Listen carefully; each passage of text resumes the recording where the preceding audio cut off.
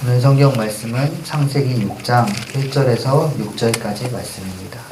제 성경의 구약 6페이지에 있습니다.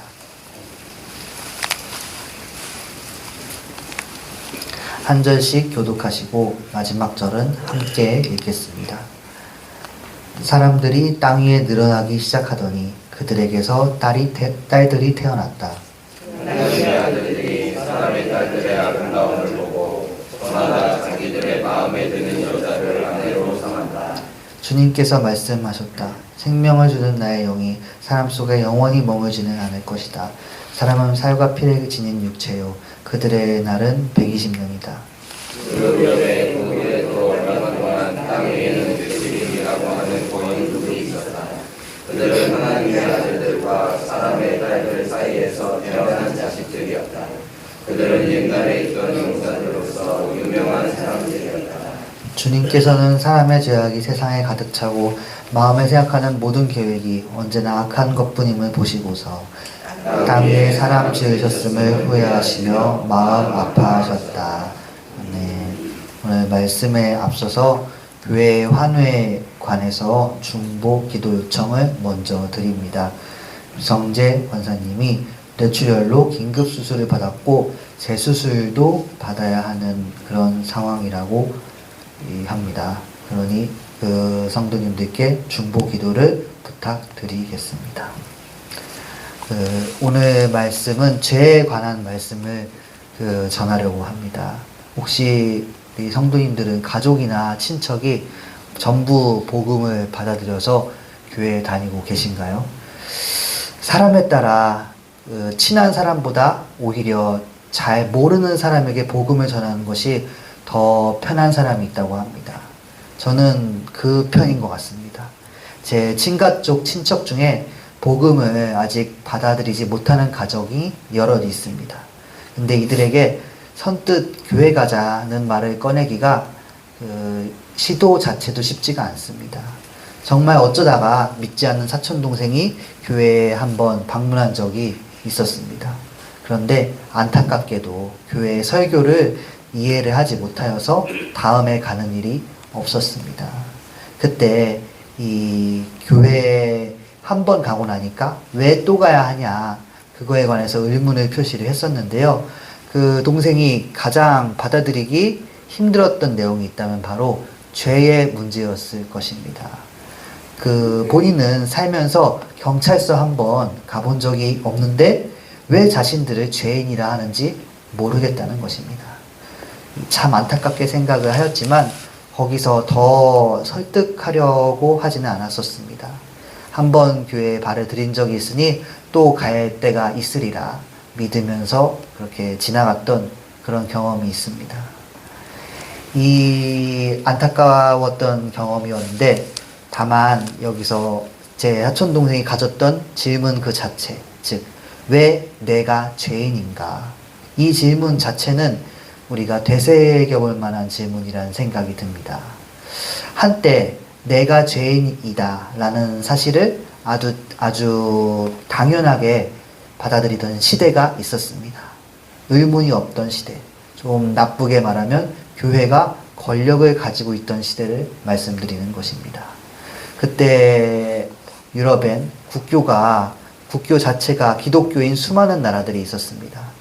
많은 사람들은 태어나자마자 자연스럽게 예배, 미사에 참여하면서 자신 안에 있는 정체를 알 수 없는 죄의식이 있다라는 것을 모태에서부터 인정하며 살아왔었습니다. 어느 시기까지인지는 정확하게 말씀드릴 수 없겠지만 사람들은 기본적으로 신이라는 게 존재를 하고 자신들은 다 알 수 없는 죄가 내재된 존재들이다. 그리고 오직 주님의 힘으로만 그 죄를 극복할 수 있다라는 것을 당연한 전제로 받아들여 왔었습니다. 그때까지만 해도 사람들에게 무신론은 있을 수 없는 일이었고 경멸의 대상이었던 것입니다. 무신론은 근현대에서나 인정을 받았지 신앙의 자유가 흐릿해서 태어나자마자 무엇을 믿어야 하는 그런 시절에는 멸칭으로 쓰였었습니다. 예를 들어 보면 근대 무신론 관련 논문에 따르면 한 2세기 중엽에 그리스도인들도 무신론자라는 멸칭으로 불렸다고 합니다. 왜냐하면 당시에 국가가 공인한 신앙을 거부하는 건 그 거짓 신을 믿는 것이니까 무신론자와 같다, 이렇게 비난을 받았던 것입니다. 그리스도가. 그러나 언제부터였는지 모르겠습니다. 신이 없다라고 말하는 것을 당당하게 드러낼 수 있는 이 시대가 온 것입니다. 신이 없다고 생각하는 사람들이 더 이상 정죄받거나 죄의식을 피하거나 극복할 필요가 없다라고 언제부턴가 느끼게 되었습니다. 저는 그 결과가 제 사촌동생이 가진 의문으로 나타나게 되었다고 생각을 합니다. 살면서 경찰서 한 번 간 적 없는데 왜 내가 죄인인가? 이 질문은 제 사촌동생이 가진 그저 개인적인 소감이 아니라 시대의 신앙이 약해지고 사람의 죄의식이 점점 사라져갈 때 나오는 질문인 것입니다. 아시겠지만 교회에서 말하는 죄는 이 사회에서 말하는 죄랑 다릅니다. 법은 시대마다 바뀌어 와서 한때 죄였던 것이 시대에 따라 죄가 아니게 되곤 하기 때문입니다. 그런데 성경에서 말하는 죄는 하나님이라고 하는 절대적인 기준을 따릅니다. 이 성경에서 원어로 죄를 표현하는 말이 몇 가지가 있습니다. 하나는 가장 유명한 말로서 하마르티아라고 합니다. 이는 관역에서 벗어난다 라는 뜻을 가지고 있고, 사람이 하나님이라는 그 관역, 틀에서 벗어난 것을 나타냅니다. 또 파라프토마라는 말도 있습니다. 이건 실패하고 무너졌다는 뜻을 가지고 있고, 로마서 5장 14절에서 아담의 범죄를 표현할 때 사용된 말입니다. 이 창세기 3장에 나오는 아담이 지은 우리 인류 최초의 죄, 즉 원죄라고 불러지는 그 죄를 말하는 것입니다. 이 아담이 맨 처음 죄를 지음으로 인해서 세상 모든 사람들이 그 죄를 물려받았습니다. 그리고 고린도전서 5장 23절이나 로마서 5장 19절에서는 말하고 있습니다. 이 아담의 죄로 인해서 세상 모든 사람들이 다 죽었다고요. 우리들은 모두 아담의 죄로 인해서 원래 하나님의 형상과 생명을 잃고 영적으로 죽어야 할 그런 존재들이었던 것입니다. 창세기 5장 3절에 보니까 아담이 자기의 모습을 닮은 아이를 낳았다고 하고 있습니다. 예, 맞습니다. 사람은 그렇게 죄를 짓고 그 죄를 지은 자신의 모습을 닮은 후대를 계속 복제해 나갔습니다. 후손을 낳음으로써 죄를 후대로 이어나간 것입니다. 결국 로마서 3장 23절 말씀처럼 되었습니다. 모든 사람이 죄를 범하여서 하나님의 영광에 이르지 못하는 상태가 되어버린 것입니다. 저는 유초등부 사역을 할 때 아이들에게 죄를 쉽게 가르치기 위해서 이렇게 정의를 한 적이 있었습니다. 죄란 하나님께서 싫어하시는 말과 행동이다. 지금 생각해 보니까 죄에 대해 아이들에게 가르칠 수 있는 참 적절한 표현이 아니었나 생각이 듭니다. 사람이 만약 죄가 무엇인지, 내 죄가 무엇인지 이해하지 못하거나 내가 대체 무슨 죄를 지었냐고 따진다면 그것은 죄의 기준을 세상 그리고 자신으로 잡고 있기 때문입니다. 교회에서 죄의 기준은 하나님이라 가르쳐야 합니다. 하나님을 기준으로 삼을 때에야 사람은 죄가 무엇인지 진정으로 이해할 수 있습니다. 오늘 본문 말씀이 창세기인데 이 본문 말씀 전에 보면 창세기 4장 중반부터 5장까지 노아의 족보가 등장을 합니다. 이 족보는 왜 등장하느냐면 사람이 자신의 죄를 계속해서 자식들에게 물려주는 과정을 나타내기 때문입니다. 원죄 이후 긴 시간 동안 사람들은 하나님의 사람과 세상의 사람이 서로 섞이는 시간을 가졌습니다. 그래서 네피림이라는 혼혈도 생기고 하나님과 점점 더 멀어지고 죄에 둔감해지는 시간을 길게 가진 것입니다. 오늘 우리가 읽은 그 본문 시점에 이르렀을 때에는 더 이상 돌이킬 수 없을 정도로 사람의 죄가 만연하게 되었습니다. 그 당시의 상황이 얼마나 심각했는지 우리 읽었던 본문 말씀 5절을 통해서 알 수가 있는데요. 본문 5절 말씀을 제가 읽어보겠습니다. 주님께서는 사람의 죄악이 세상에 가득 차고 마음에 생각하는 모든 계획이 언제나 악한 것뿐임을 보시고서. 말씀해 보시면 당시 사람의 죄악이 세상에 가득하다 하였습니다. 마음의 모든 계획이 언제나 악하였다라고 하고 있습니다. 하나님께서는 전지전능한 분이십니다. 우리 사람의 내외, 영혼과 마음의 모든 계획과 생각과 행동 원리를 다 보실 수 있으신데 그런 하나님께서 우리 인간을 보시기에 선한 것이 하나도 없었던 것입니다. 그렇기에 하나님께서는 6절에서 사람을 땅에 지으셨음을 후회하시고 마음 아파하시면서 나중에 물로써 사람을 한번 크게 벌하신 것입니다. 이 말씀을 통해 우리가 스스로 어쩔 수 없는 죄인이구나 라는 걸 인정해야 할 것입니다. 우리의 이 죄는 상세부터 우리에게 아담으로부터 전해 내려온 것으로서 한번 인류의 대부분이 대홍수로 쓸려나가야 할 정도로 큰 것입니다. 주님과 우리가 멀어져서 우리를 구원받지 못하게 하는 아주 무시무시한 것입니다. 심지어 오늘날 같이 이 죄에 대해 많은 가치관이 충돌하는 다양성의 시대에서도 어떤 것이 죄이고 아닌지 다 정의하지 못하고 있습니다. 그래서 교단마다, 심지어 같은 교단 내 신학자들마다 각자 여기까지가 죄다, 저기까지가 죄다 라고 주장을 하면서 죄의 범위가 어디까지인지 다 정하지도 못하고 있습니다. 바야흐로 저는 이걸 죄의 기준의 혼돈의 시대라고 표현하고 싶습니다.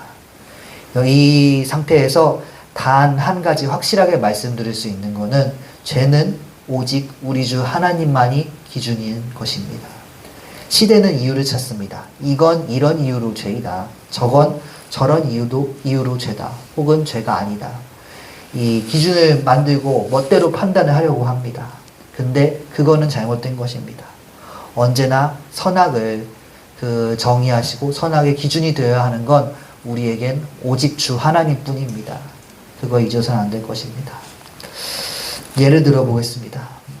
수요 예배 때도 간단하게 언급하고 넘어갔던 내용인데 어떤 어린 아이가 다치는 사고가 일어난다면 우리는 당연히 측은지심이 있어서 그 아이를 동정하면서 이렇게 말하는 걸 볼 수가 있습니다.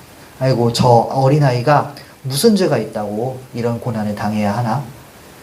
이 말은 분명 그 말하는 의도 자체는 선합니다. 근데 그 말 자체에는 굉장히 서글픈 의미를 담고 있지 않나 생각이 듭니다. 왜냐하면 저 어린아이에게 무슨 죄가 있는지 모른다는 뜻이니까요. 아이에게 원죄에 대해 어떻게 알려줘야 할지도 이제 알 수 없다는 뜻이니까요. 시편 51편 5절에 보면 나는 어머니의 태중에 있을 때부터 죄인이어서 죄 중에 태어났다 라는 고백이 있습니다. 아기라도 죄를 피할 수는 없습니다. 아무것도 모르는 아기한테 그 죄인이라는 건 너무한 거 아닌가요? 너무 잔인한 거 아닌가요? 라고 누군가가 비난해도 어쩔 수 없는 것입니다. 죄의 기준은 하나님이시니까요.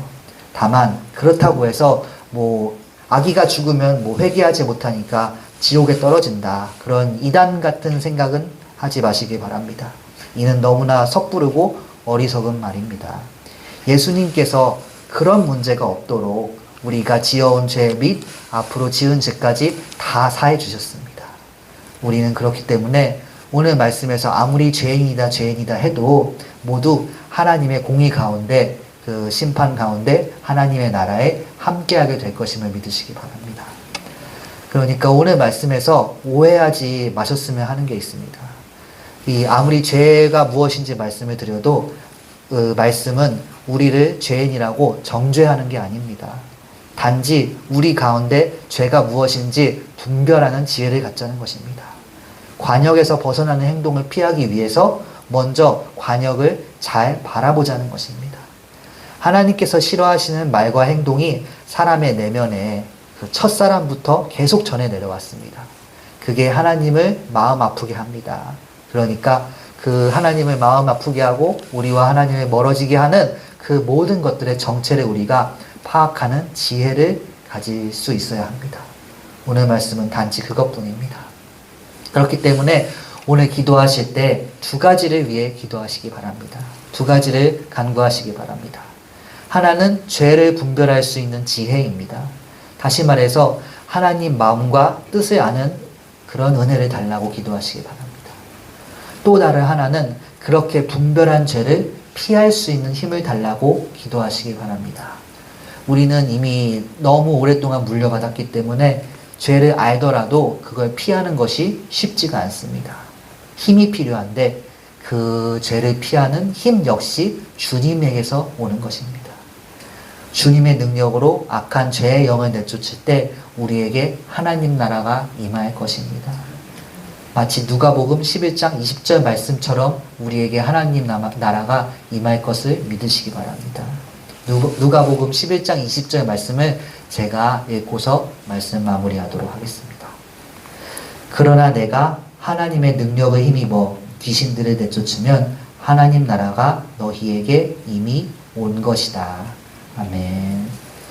죄에 대해 혼돈한 어지러운 시대입니다. 그럴 때일수록 우리가 죄를 분별하고 하나님을 기쁘게 하는 우리 성도님들 되시길 소망합니다. 말 그대로 빛과 소금과 같은 분별의 지혜를 가지시는 우리 되기를 주님의 이름으로 부탁을 드립니다. 기도하시겠습니다. 거짓과 속임수로 가득 찬 세상에서 우리의 힘과 피난처가 되시는 주님, 우리에게 지혜를 주셔서 죄를 분별하게 하여 주시옵소서. 주님의 힘으로 악을 이기고 승리하게 하여 주시옵소서. 오직 주님 주시는 힘으로 우리가 승리하고 하나님 나라가 임하는 것을 볼 것입니다. 그때까지 기다리며 주님 향해 나아가겠습니다. 늘 도우시옵소서. 오늘은 금요 예배가 있습니다. 예배 가운데 주님께 기도하며 더 주님을 알게 하시고 은혜로 채워 주시옵소서. 교회에 환우가 있습니다. 목사님, 뇌출혈로 인한 수술이 잘 끝까지 진행이 되어서 회복될 수 있도록 도와주시옵소서. 주님의 뜻을 구합니다. 오늘부터 교육부 거리 전도가 다시 시작되고 다시 재개됩니다. 전도 가운데 주님의 도우심이 있게 하여 주시옵소서. 늘 우리가 주님의 도우심으로 살아갑니다. 살아계신 예수님의 이름으로 기도드렸습니다. 아멘.